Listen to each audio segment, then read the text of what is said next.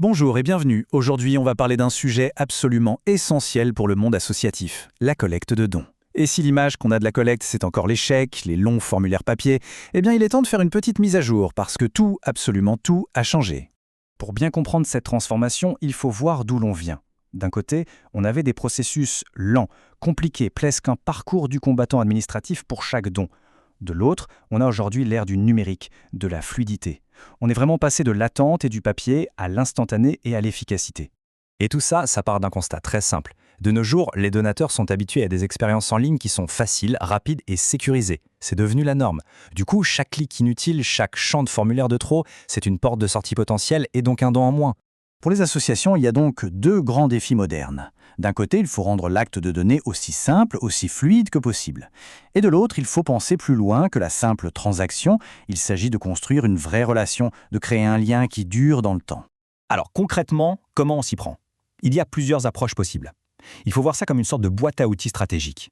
Chaque association peut piocher dedans pour trouver la méthode qui correspond le mieux à ses objectifs du moment. D'abord, on a le grand classique, le don ponctuel, c'est la base. Et son efficacité, elle repose sur la clarté.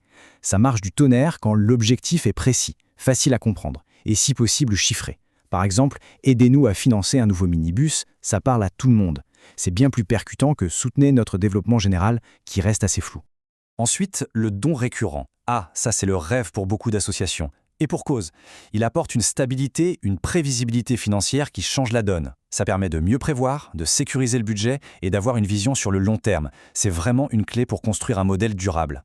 Troisième option dans notre boîte à outils, les événements. Un gala, un concert, un tournoi, c'est hyper puissant pour rassembler une communauté, pour donner un visage humain à la cause. C'est vrai, ça demande pas mal de boulot d'organisation, mais quand c'est réussi, l'impact et l'énergie créée sont juste incroyables.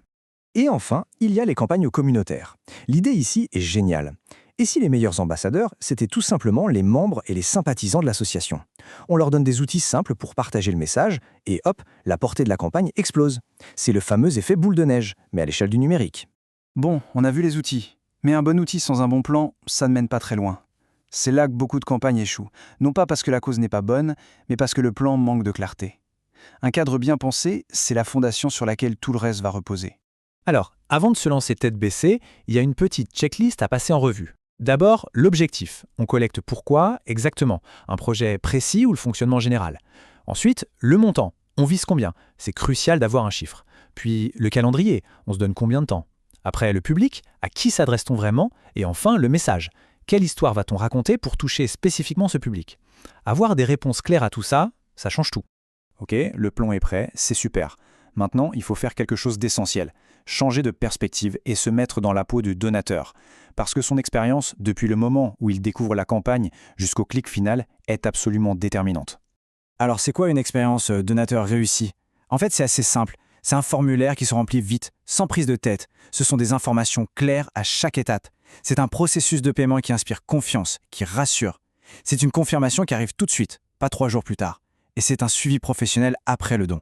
Chaque détail compte pour créer un parcours fluide. Et cette phrase, elle résume parfaitement l'enjeu.